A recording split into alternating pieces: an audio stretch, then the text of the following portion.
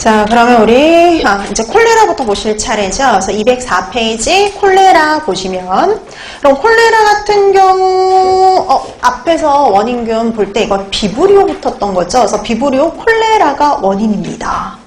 자, 그럼 여러분 이 콜레라 하면은 이 병원체가 앞에 세 번째 콜레라 같은 경우도 앞에 병원체에 비브리오가 붙어요.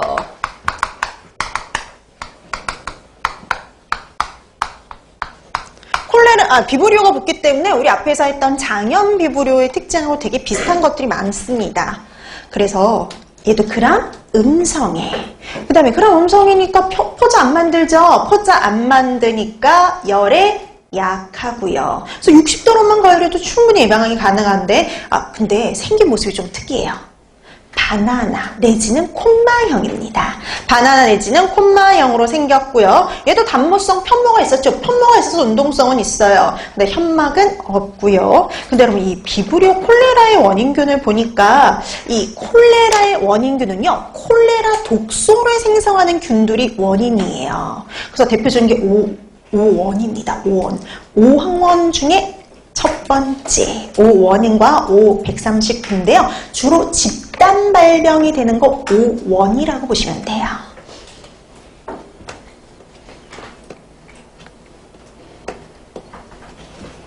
좀 더 구체적인 얘기는 우리나 오늘 이제 나눠드렸던 프린트에 구체적인 것들이 있으니까 나중에 꼭 한번 읽어두세요.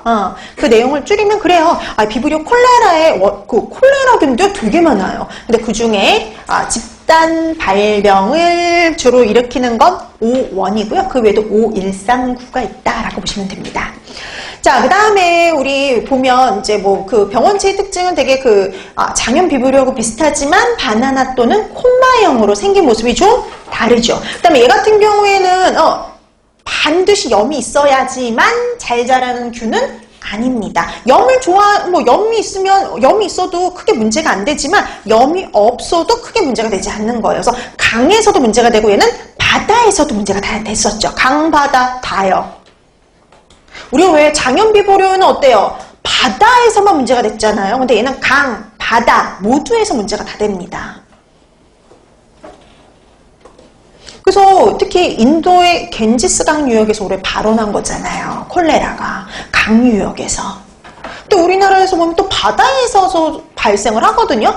회 같은 거 먹고도. 그러니까 강, 바다 모두 문제가 돼요. 왜냐하면 반드시 염이 있어야 되는 건 아니거든요. 그러니까 강에서도 문제가 되고, 그 다음에 염이 있어도 크게 문제가 되지 않기 때문에 염도 어느 정도 있는 거 좋아해요. 그렇기 때문에 얘 같은 경우도 둘 다 강과 바다 모두에서 문제가 된다라고 보시면 되는 겁니다.